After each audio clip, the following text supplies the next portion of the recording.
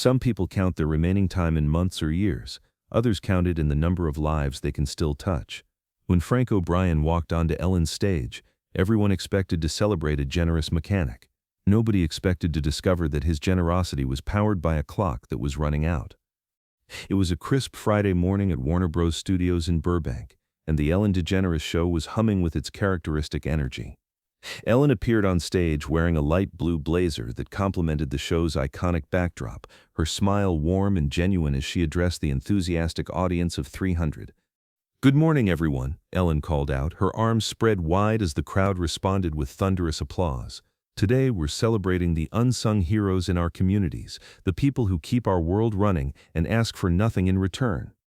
The audience settled into appreciative attention as Ellen moved to center stage, her expression becoming more focused on the importance of what she was about to share. "The man you're about to meet has been fixing cars for over 30 years, Ellen continued, pulling out a blue index card. "But what makes him special isn't just his skill as a mechanic, it's his heart. For the past 2 years, he's been providing free car repairs for families who can't afford them, understanding that reliable transportation can mean the difference between keeping a job and losing everything." The studio erupted in warm applause. Stories of people helping their communities always resonated with Ellen's audience, many of whom understood the critical role transportation played in economic stability. "What makes this even more remarkable," Ellen added, "is that he does this while running his own small garage and supporting his own family. Ladies and gentlemen, please welcome Frank O'Brien." The spotlight found Frank immediately, sitting in the third row. He was 58 years old with graying brown hair and the weathered hands of someone who had spent decades working with tools and engines. He wore a clean button-down shirt and dark jeans, clearly his best clothes, though Ellen could see traces of motor oil under his fingernails. What struck everyone who saw Frank was his humble demeanor. There was something remarkably unassuming about his presence, as if he couldn't quite believe he deserved to be there. As Frank made his way to the stage, Ellen watched him carefully. She'd interviewed many community heroes over the years, and they usually displayed either pride in their work or modest embarrassment. Frank showed something different. There was a weight to his movements, a gravity that suggested he was carrying something heavier than recognition. "Frank O'Brien," Ellen said warmly as he reached the stage. "Thank you so much for being here. Your community is lucky to have you." "Thank you, Ellen," Frank replied, his voice deep and steady with a slight Boston accent. "I'm honestly surprised anyone thinks what I do is worth talking about on television." "Well, let me assure you, what you've been doing is absolutely worth talking about," Ellen said firmly. "Tell everyone about your garage. How long have you been a mechanic?" Frank settled into his chair, his hands resting on his knees. "I've been turning wrenches for 32 years. Opened O'Brien's Auto Repair about 15 years ago when I finally saved enough to buy my own place." "That's the American dream right there," Ellen observed. "What made you decide to start offering free repairs?" Frank was quiet for a moment, choosing his words carefully. "Started about 2 years ago. Had a woman come in, single mother with 3 kids, driving a car that was barely holding together. She needed about $800 worth of work, but she only had $50 to her name." "What did you do?" "I fixed her car and told her it only cost $50, Frank said matter-of-factly. "Couldn't send her back out on the road with her kids in a car that might break down any minute." Ellen was already impressed by Frank's instinctive generosity. "And that's how it started?" "Word got around, I guess. People started coming to me when they couldn't afford repairs elsewhere. Teachers driving cars with 200,000 miles, delivery drivers whose vehicles were falling apart, elderly folks on fixed incomes who needed transportation to get to medical appointments." "How many people would you say you've helped over the past 2 years?" Frank considered the question seriously. "Maybe 100 families? I don't really keep count, I just fix what needs fixing." Ellen was amazed by the scope of Frank's generosity. "Frank, that's incredible. You're literally keeping people's lives moving. But can I ask, how do you afford to do this? Parts cost money. Your time is valuable." That's when Frank's expression shifted almost imperceptibly. Ellen, with her years of experience reading people, caught the change immediately, a fleeting shadow that crossed his face before he recovered. "I work it out," Frank said carefully. "Sometimes I can get used parts cheap, sometimes I eat the cost. My wife Patricia works too, so we manage." "Your wife supports your volunteer work?" "She does. Patricia's a saint. She understands that some things are more important than money." Ellen sensed there was something deeper here. What drives you to help strangers this way? It's incredibly generous, but it's also a financial sacrifice. Frank was quiet for several seconds, wrestling with how much to reveal. When he spoke again, his voice was softer, more reflective. I guess I understand what it's like when everything depends on your car running, he said finally. When I was starting out, there were times Patricia and I couldn't afford to fix our car when it broke down. I'd have to choose between paying rent and getting to work. It's a terrible feeling being one mechanical problem away from losing everything. So you help people avoid that feeling? I try to, because I know what it's like to lie awake at night wondering if your car will start in the morning. Ellen was moved by Frank's empathy. That's beautiful, Frank, but I have to ask, are you taking care of yourself too? Making sure your own family is secure while you're helping others? That question seemed to hit Frank differently. Ellen watched as his composure wavered slightly, as if she'd touched on something painful. My family is taken care of, Frank said, but there was something in his voice that didn't quite ring true. Ellen leaned forward slightly, her instincts telling her they were approaching something significant. Frank, is everything okay? You seem like you have something on your mind. Frank looked directly at Ellen, and for the first time since the interview began, his carefully maintained composure cracked. Ellen could see pain flash across his face, quickly suppressed but unmistakably there. Ellen, Frank said quietly, can I tell you something? Of course, you can tell me anything. Frank took a deep breath, clearly preparing to reveal something he'd been carrying alone. The reason I've been helping so many people these past 2 years, the reason I've been working so hard to fix other people's problems. He paused, struggling with the words. It's because I found out I don't have much time left to help anyone. The studio went completely silent. Ellen felt like the air had been sucked out of the room. What do you mean, Frank? Ellen asked gently, though she was beginning to suspect what he was about to tell her. 2 years ago, I was diagnosed with pancreatic cancer, Frank said, his voice steady despite the weight of the words. Stage 4. The doctors gave me 6 months, maybe a year if I was lucky. The audience gasped audibly. Ellen felt her heart sink as she processed what Frank had just revealed. Frank, Ellen said softly, you've been fighting cancer for 2 years? Fighting might be too strong a word, Frank replied with a sad smile. More like making peace with it. The treatments helped for a while, bought me some extra time. But recently the doctors told me we're probably looking at months now, not years. Ellen was struggling to process the magnitude of what Frank was telling her. And that's when you started the free repairs. Yeah, I figured if I've got limited time left, I want to spend it doing something that matters. Every car I fix, every family I help get back on the road, it feels like I'm leaving something good behind. Ellen felt tears building in her eyes. Frank, this is incredible. You're facing your own mortality, and you're using that knowledge to help other people? What else am I supposed to do? Frank asked simply. Sit around feeling sorry for myself? I'd rather spend whatever time I have left making sure other people don't have to worry about the same things I used to worry about. Ellen was quiet for a moment, absorbing the profound courage and selflessness of this man who was literally racing against time to help as many people as possible. Frank, Ellen said finally, does your family know about your diagnosis? Frank's expression became even more pained. No, they don't know. Ellen felt her heart break all over again. You've been carrying this alone for 2 years? I couldn't tell them, Frank said, his voice cracking slightly. Patricia and I, we've been married 25 years. My son Danny, he's 22, just starting his career. They've got their whole lives ahead of them, and I don't want to spend whatever time I have left watching them be sad about losing me. But Frank, Ellen said gently, don't you think they deserve to know? Don't you think they'd want to spend this time with you knowing how precious it is? Maybe, Frank admitted. But I see how Patricia looks at me sometimes, like she knows something's wrong but she's afraid to ask, and Danny calls every week, so excited about his job, his girlfriend, his future. I don't want to take that away from them. Ellen understood Frank's desire to protect his family, but she also recognized the pain of secrets that isolated people from the love they needed most. So instead of telling them, you've been spending your time fixing other people's cars? It gives me purpose, Frank explained.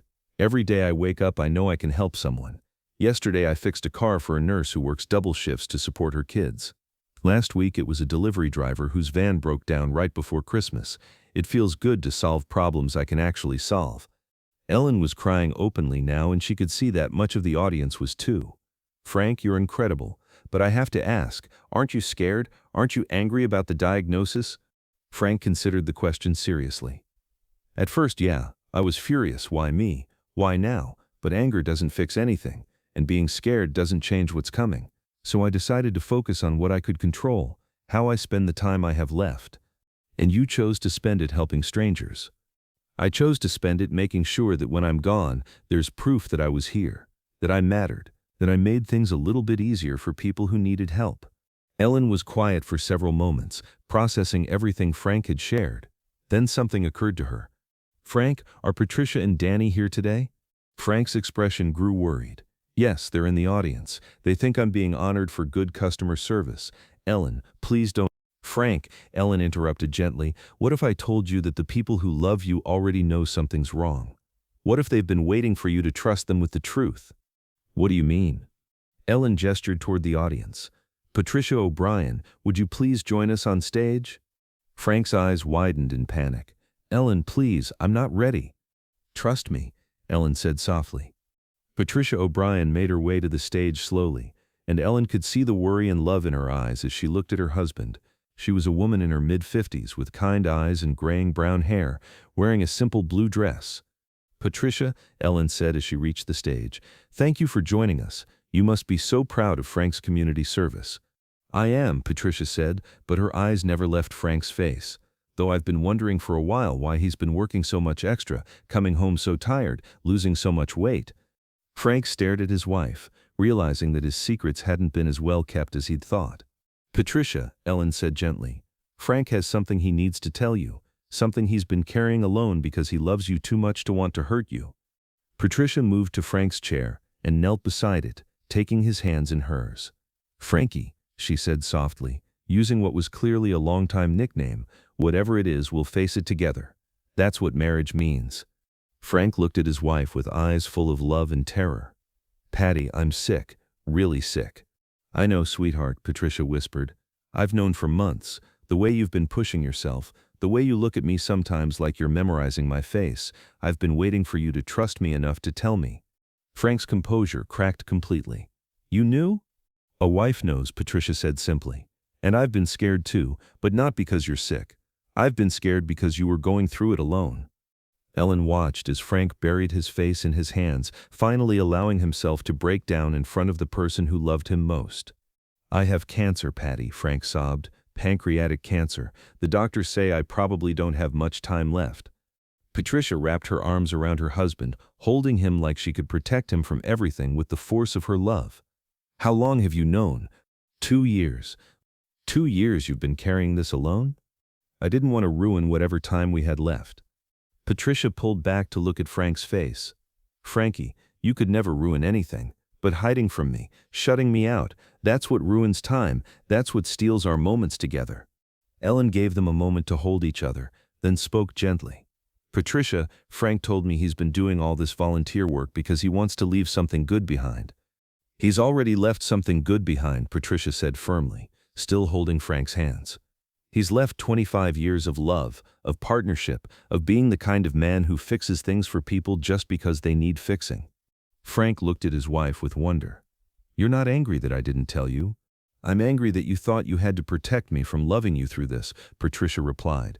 I'm angry that you've been facing treatments and doctor's appointments alone. But I'm not angry at you for being sick, Frankie. That's not your fault. Ellen felt her heart breaking and healing at the same time as she watched this couple navigate love in the face of loss.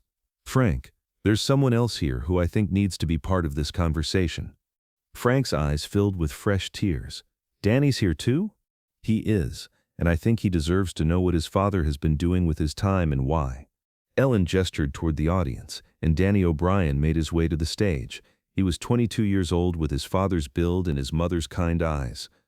Dad, Danny said as he reached the group, clearly sensing that something serious was happening. What's going on? Frank looked at his son, this young man he'd watched grow up, this person who represented his hopes for the future, and felt the weight of everything he'd been hiding. Danny, Frank said, his voice thick with emotion, I need to tell you something, and I need you to know that everything I've done because I love you. Danny knelt down next to his parents, instinctively joining their circle. Dad, you're scaring me. What is it? I'm sick, son. I have cancer, and I'm not going to get better. Danny stared at his father in shock. What? How long have you known? 2 years. 2 years? Danny's voice cracked. Dad, why didn't you tell me? Because you're just starting your life, Frank explained. You've got your career, your future, everything ahead of you. I didn't want to spend the time I have left watching you be sad. Danny looked at his father with an expression that was part pain, part love, part frustration. Dad, do you think I'd rather have missed these 2 years? Do you think I'd rather find out when it's too late to tell you things, to spend time with you, to help take care of you? Frank hadn't considered this perspective. I thought I was protecting you. You were protecting yourself, Danny said, not unkindly. And I get it, Dad. This is scary and awful and nobody knows how to handle it. But we're a family. We handle it together. Ellen watched this family come together in the face of devastating news and felt humbled by their immediate instinct to support each other rather than fall apart. Frank, Ellen said softly, what do you think now? Was hiding this the right choice? Frank looked at his wife, still holding his hands, and his son who had moved closer to be part of their huddle. No, he said simply. I thought I was being brave, but I was being selfish. I was taking away their choice to love me through this. And what would you do differently? Ellen asked.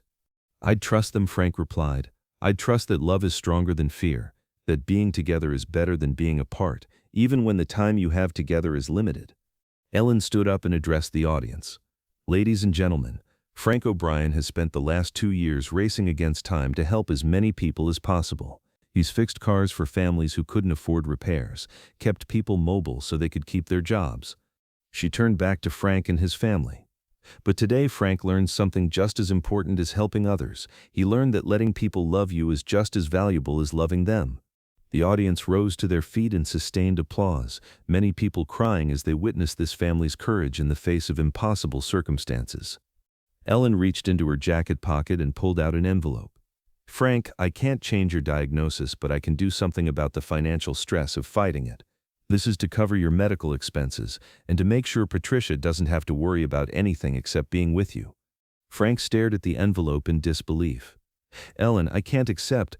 Yes, you can, Patricia interrupted firmly. We're accepting help, Frankie. That's what people do when they love each other. Ellen reached into her other pocket and pulled out another envelope, and this is to ensure that your garage stays open, that someone can continue the work you started. We're going to find a way to keep O'Brien's Auto Repair helping families who need it most. Danny spoke up for the first time since learning about his father's illness. Dad, you've been helping all these people, and now people want to help you. Maybe that's how it's supposed to work. Frank looked at his family, at Ellen, at the audience of 300 people who had just witnessed the most difficult conversation of his life and felt something he hadn't experienced in 2 years, the relief of not carrying his burden alone. Thank you, he whispered. Thank you for reminding me that time spent hiding from love is time wasted. The episode ended with Frank surrounded by his family, all 3 of them holding each other and crying, not just from sadness but from the relief of finally being honest, finally facing the future together instead of apart.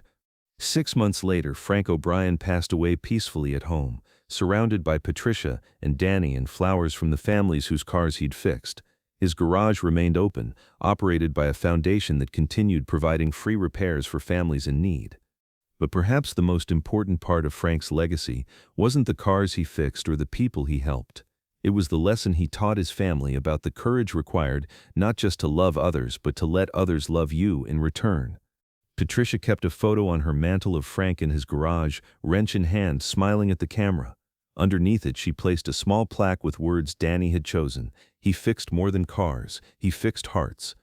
Because sometimes the most important repair job isn't the one you do with your hands.